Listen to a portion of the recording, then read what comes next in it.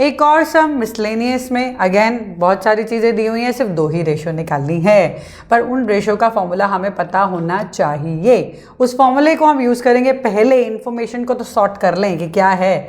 चलो, cash revenue from operation दिया हुआ है 5 lakh, credit revenue from operation is given 120% of cash revenue from operation, मतलब जितना कैश रेवेन्यू है उसका 20% ऐड करके वो आपका क्रेडिट रेवेन्यू है। 5 लाख का 20% खुद ही निकाल सकते हो, 12th में हो 20%, सो 5 lakh into 20 divide by 100, 1 lakh सिर्फ।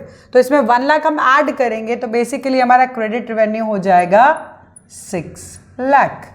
इतना तो समझ में आ गया, दिक्कत नहीं है, प्रॉब्लम नहीं है।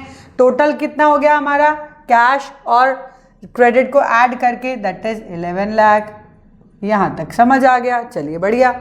अब operating expenses are 10% of total revenue from operation. अरे ये तो बहुत बढ़िया हो गया, हमने पहले ही निकाल लिया था। हमने कैश रेवेन्यू 5, क्रेडिट रेवेन्यू 6 को टोटल करके 11 निकाल दिया है टोटल।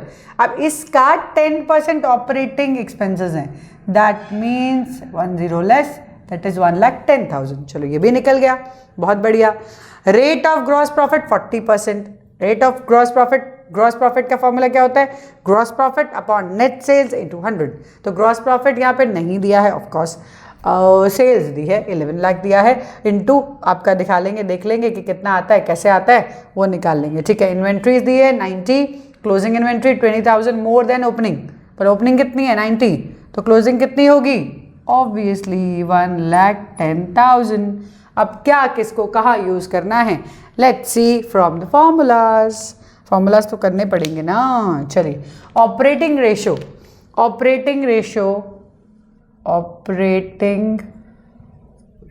इसका फॉर्मूला क्या था बताइए फास्ट? COGS है ना, कॉस्ट ऑफ गुड्स सोल्ड, याद है?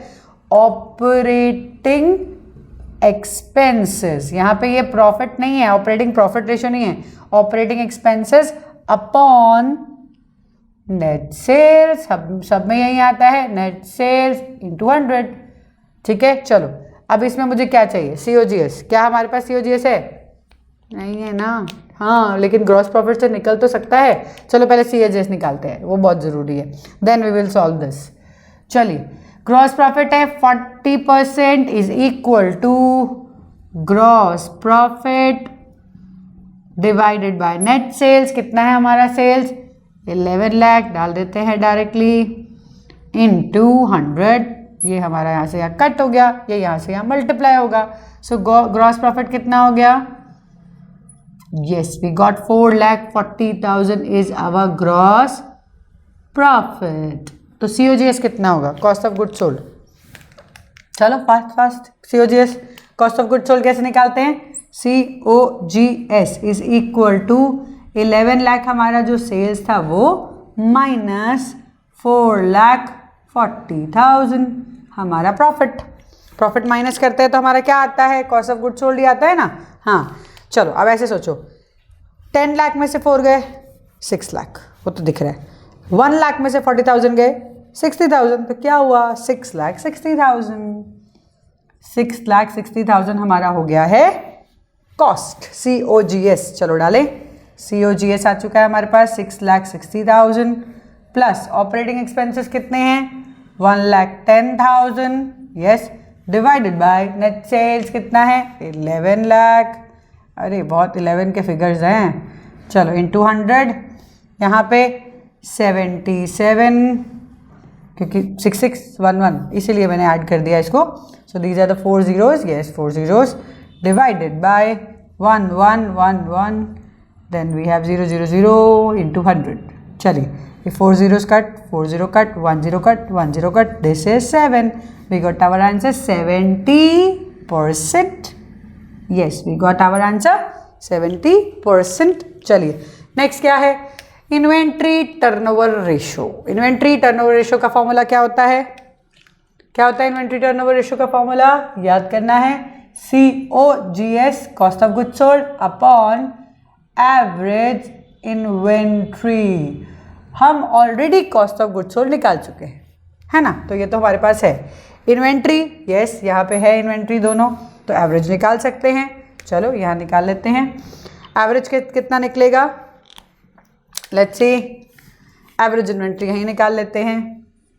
Average inventory is equal to 90 plus 1,10,000 that is 2 lakh divided by 2। ये तो बहुत इजी था, है ना। क्लोजिंग ओपनिंग ऐड कर रहे हैं तो 2 लाख ही आ रहा है, डिवाइड बाय 2 ही है तो 1 लाख ही आ रहा है। चलिए नाउ इन्वेंट्री टर्नओवर रेशियो मैं एक बार यहाँ लिख देती हूँ। इन्वेंट्री टर्नओवर रेशियो हमने ऊपर फॉर्मूला लिख दिया है।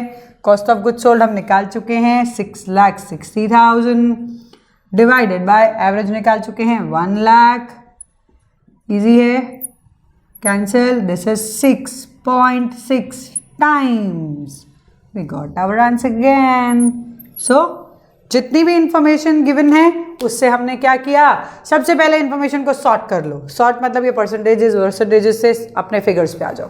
फिगर्स पे आ गए, उसके बाद आप उसको डालते जाओ एंड आप जो भी उन्होंने मांगा है वो निकालते जाओ, इजी रहेगा।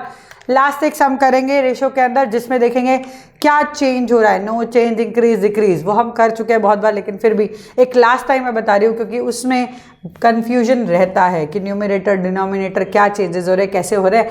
एक सम उसका करेंगे, then will end up the chapter end उसके बाद आप करोगे कैश फ्लो स्टेटमेंट।